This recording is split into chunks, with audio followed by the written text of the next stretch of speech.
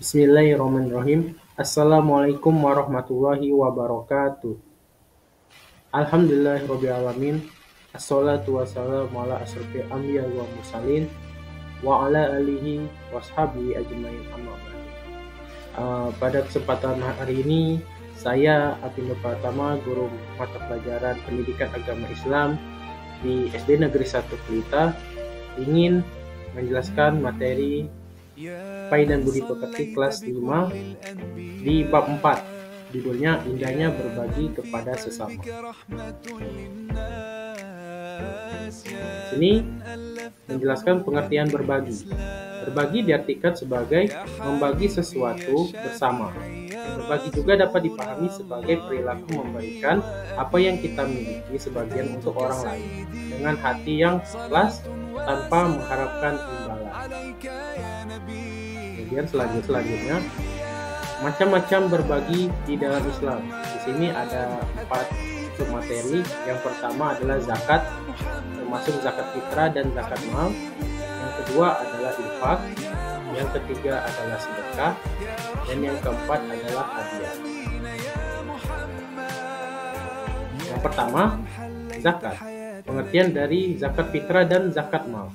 Secara bahasa, fitrah adalah suci. Jadi zakat fitrah adalah pemberian bahan pokok menjelang hari raya Idul Fitri dengan syarat dan ketentuan yang telah ditetapkan dalam agama Islam.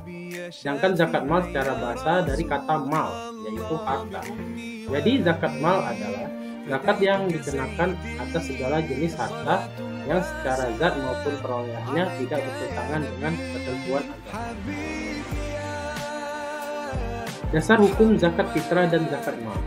Zakat fitrah yang pertama, dasar hukumnya terdapat dalam Al-Quran surat At-Taubah ayat 60 yang artinya, ambillah zakat dari sebagian harta mereka. Untuk zakat itu, kamu membersihkan dan mensucikan mereka. Dan berdoalah untuk mereka, sesungguhnya dosa kamu itu menjadi ketentraman dalam jiwa bagi mereka. Dan Allah Maha mendengar lagi Maha mengetahui. Kemudian yang kedua adalah zakat mal.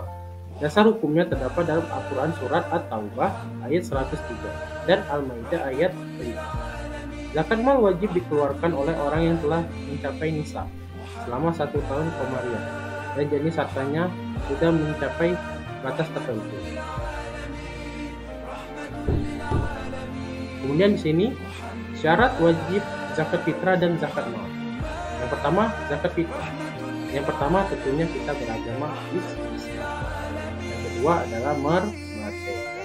Yang ketiga, hidup saat terbenam matahari di hari terakhir Ramadan. Dan keempat, memiliki makanan pokok untuk dirinya dan keluarganya selama 1 hari dan 1 malam. Kemudian yang kedua adalah zakat mal. Yang pertama adalah Islam. Yang kedua, merdeka. Yang ketiga, memiliki harta yang mencapai nisab. Yang keempat, harta tersebut telah mencapai haul atau 1 tahun komariah. Kemudian nisab dan kadar zakat fitrah dan zakat mal. Di sini dikatakan jenis zakat adalah zakat fitrah yang pertama. Kemudian nisabnya tidak ada nisab. Kadarnya setara dengan 2,5 kg beras atau makanan pokok lainnya yang biasa dikonsumsi. Kemudian yang kedua zakat mal, yaitu nisabnya adalah 85 gram emas atau setara dengan harga emas.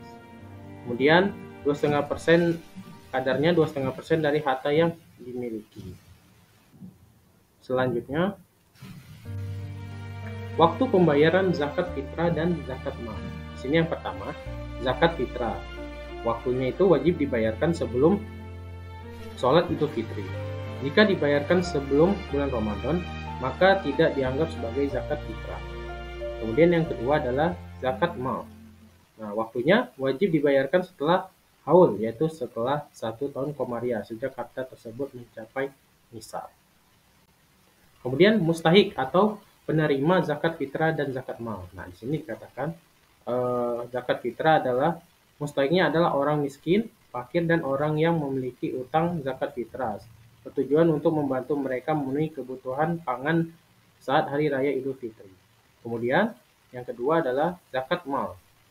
Mustahiknya lebih banyak. Nah, ini lebih rinci lagi seperti fakir miskin, orang yang terlilit hutang, ibnu sabil, mu'alaf. Mu'alaf itu orang yang baru pertama kali masuk Islam, dan lainnya. Zakat mal bertujuan untuk membantu mustahik memenuhi kebutuhan hidupnya dan meningkatkan kesejahteraan mereka. Nah, yang ketiga adalah fi sabilillah. Itu diterangkan penjabarannya. Kemudian selanjutnya adalah hikmah zakat dan zakat mal. Di sini dikatakan dapat menumbuhkan rasa syukur, menyadarkan kita akan nikmat Allah dan mendorong untuk berbagi dengan sesama yang membutuhkan. Yang kedua, membangun solidaritas, meningkatkan tali persaudaraan dan kerukunan antar sesama muslim. Dan selanjutnya, memperkuat ukhuwah Islamnya. Nah, ini tentunya dari hikmah dari manfaat zakat mal. Kemudian di sini pentingnya menunaikan zakat. Menunaikan zakat merupakan kewajiban bagi muslim yang mampu. Dengan menunaikan zakat, kita mendapatkan pahala dari Allah Subhanahu wa taala, menolong orang yang membutuhkan dan menciptakan keadilan sosial di masyarakat. Yang kedua, pembahasan kita adalah infak. Infak adalah pemberian harta secara sukarela yang bertujuan untuk membantu orang lain dengan mendekatkan diri kepada Allah Subhanahu wa taala. Setiap muslim dianjurkan untuk berinfak dengan harta yang halal dan didapatkan dengan cara yang baik tentunya.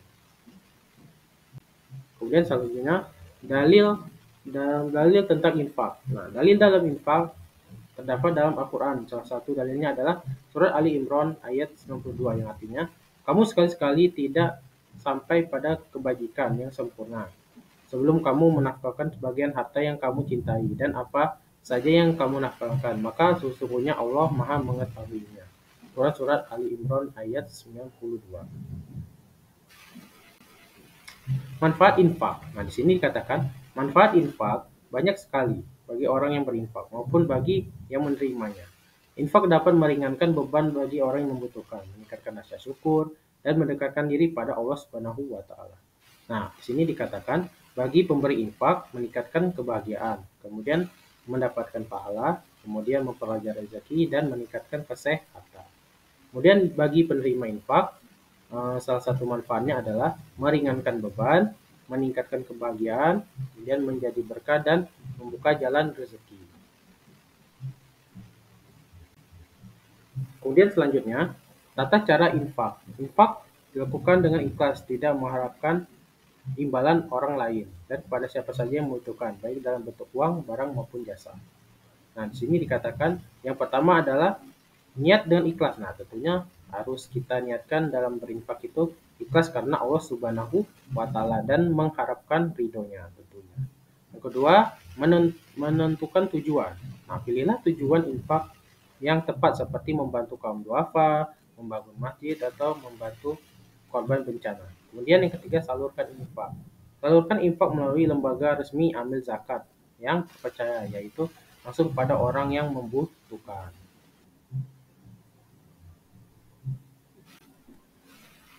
Nah, di sini katakan infak untuk siapa saja.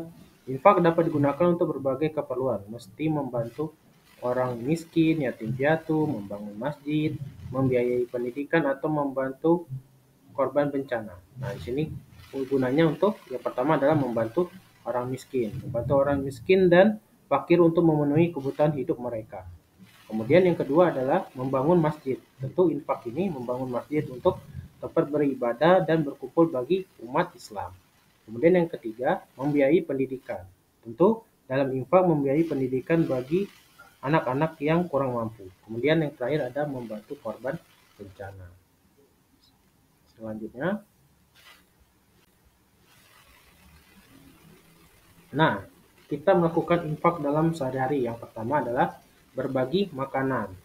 Kemudian yang kedua adalah membantu tetangga. Kemudian yang terakhir membelikan pakaian bebas. Seperti itu. Nah, di sini ada perbedaan antara infak dan zakat. Di sini katakan infak dan zakat adalah dua jenis ibadah yang berhubungan dengan harta. Meskipun keduanya sama-sama bernilai ibadah, terdapat perbedaan signifikan di antaranya. Nah, kalau infak di sini dikatakan pemberian harta secara sukarela, sedangkan zakat pemberian harta wajib bagi setiap muslim yang memenuhi syarat, ya. Kemudian selanjutnya infak ini tidak ada batas minimum. Nah, sedangkan zakat terdapat batas minimum yang harus dikeluarkan.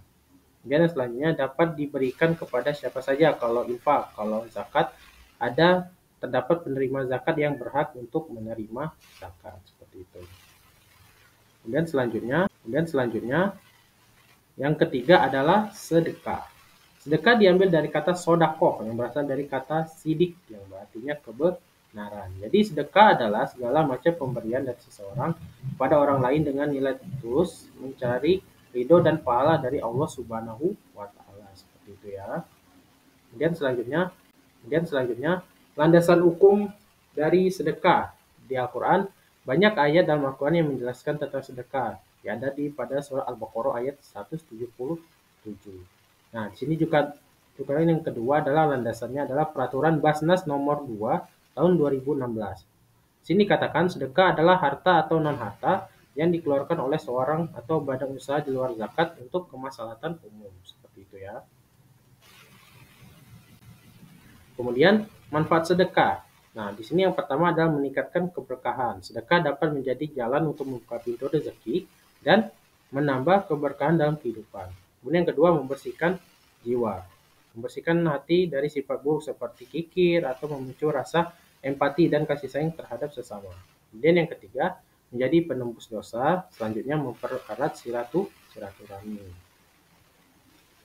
Selanjutnya, syarat-syarat sedekah yang pertama adalah ikhlas. Tentu kita kalau dalam sedekah niatnya hanya untuk mencari ridho Allah Subhanahu wa taala. Kemudian yang kedua, harta yang halal. Tentu harta yang diperoleh dengan cara yang halal dan tidak mengandung unsur haram. Kemudian yang ketiga adalah niat yang benar. Tentu niat yang tulus, tidak bertujuan untuk pamer atau ria. Nah, ini yang kita hindari. Kita kalau bisa niat itu niat yang benar tanpa pamer ataupun ria, seperti itu ya. Kemudian selanjutnya memberikan kepada yang berhak. Nah, tentunya memberikan kepada orang yang benar-benar membutuhkan seperti fakir miskin, yatim piatu, atau orang yang terlilit hutang. Kemudian selanjutnya waktu dan tempat bersedekah. Kemudian yang pertama adalah waktu sholat. Nah, kalau bisa menghindari waktu-waktu terlarang untuk bersedekah seperti dalam sholat. Nah, itu tidak seperti dianjurkan untuk kalau ketika waktu sholat kita bersedekah ya. Jadi kalau kita dalam waktu sholat harus melaksanakan sholat terlebih dahulu. Kemudian yang kedua, hari Jumat. Nah, hari Jumat ini memberikan sedekah pada hari Jumat, terutama menjelang sholat Jumat sangat dianjurkan. Jadi kita memberikan sedekah itu diusahakan atau disunahkan sebelum sholat Jumat. Kemudian yang ketiga adalah bulan Ramadan. Tentu di dalam bulan Ramadan memiliki keutamaan yang besar dan pahala yang berlipat ganda tentunya. Kemudian yang keempat, tempat ibadah. Nah, itu ya dari waktu dan tempat bersedekah. Kemudian hikmah dan keutamaan bersedekah. Yang pertama, menjadi jalan menuju surga. Tentu sedekah merupakan amalan yang dapat menjadi jalan menuju surga sebagaimana dijanjikan oleh Allah Subhanahu wa taala.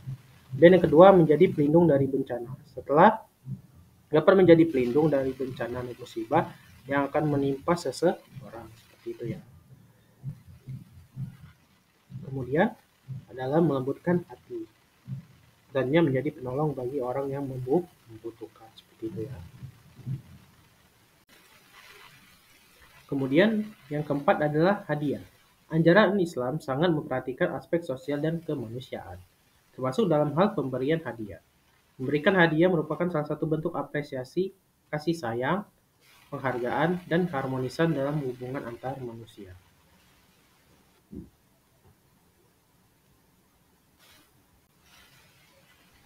Kemudian definisi hadiah dalam ajaran Islam.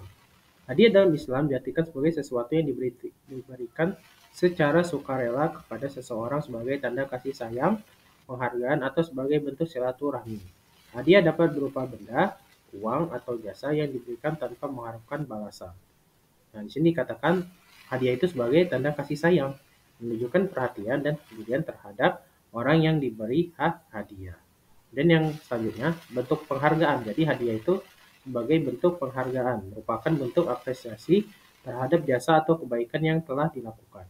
Kemudian yang terakhir adalah mempererat hubungan, meningkatkan keharmonisan dan kedekatan antar manusia. Kemudian di sini dikatakan dalil tentang hadiah dalam Al-Quran dan hadis. Jadi dikatakan ajaran Islam tentang pemberian yang dijelaskan dalam Al-Quran dan hadis. Al-Quran mengajarkan pentingnya memberi hadiah sebagai bentuk kasih sayang dan hubungan baik. Hadis dari Muhammad SAW juga menegaskan tentang adab dan etika dalam memberikan hadiah. Di situ di Al-Quran, Quran Surah An-Nisa ayat 38. Kemudian hadisnya yang berisi sesungguhnya Allah menyukai orang yang pemberian hadiah. Dan juga yang terakhir hadis juga mengatakan hadiah adalah sesuatu kebaikan yang tidak akan pernah hilang seperti itu. Kemudian di sini hikmah dan manfaat memberikan hadiah. Memberikan hadiah memiliki berbagai hikmah dan manfaat, baik bagi pemberi maupun penerima. Selain sebagai ungkapan kasih sayang dan penghargaan, hadiah juga dapat mempererat hubungan, meningkatkan kebahagiaan, dan melahirkan rasa syukur. Yang pertama, mempererat hubungan yaitu meningkatkan kedekatan dan rasa saling menghargai. Yang kedua, meningkatkan kebahagiaan, menimbulkan perasaan gembira dan positif baik segi pemberi maupun penerima. Kemudian yang terakhir, menumbuhkan rasa syukur, mendorong penerima untuk bersyukur atas nikmat yang diberikan. Kemudian tentunya di sini katakan ada etika atau adab dalam memberikan hadiah. Dalam memberikan hadiah, Islam mengajarkan etika dan adab yang harus diperhatikan.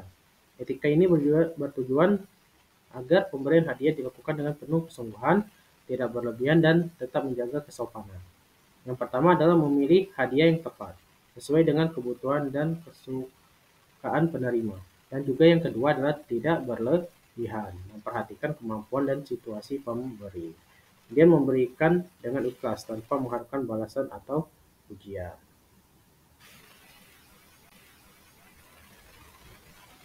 Kemudian selanjutnya jenis-jenis hadiah dalam Islam.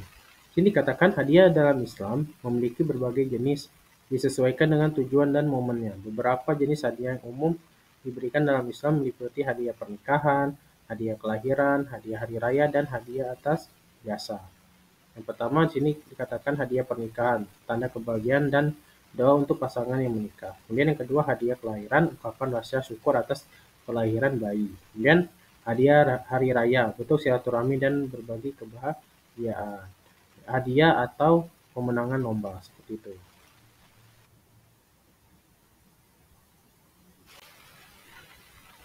Kemudian di sini ada perbedaan hadiah, sedekah, dan hibah. Tentunya meskipun memiliki kesamaan dalam hal pemberian, hadiah, sedekah, dan hibah memiliki perbedaan yang penting. Penting untuk memahami perbedaan ini agar pemberian kita sesuai dengan niat dan tujuannya. Di sini katakan hadiah adalah diberikan sebagai tanda kasih sayang, penghargaan, atau silaturahmi. Sedekah diberikan kepada orang yang membutuhkan dengan niat untuk mendapat pahala. Hibah memberikan harta kepada seseorang dengan niat untuk mewakafkan atau memberikan hak kepemilikan. Nah, sini dikatakan hadiah juga tidak mengharapkan balasan. Sedekah diharapkan pahala dari Allah Subhanahu wa taala. Kalau hibah diharapkan agar harta tersebut bertambah seperti itu.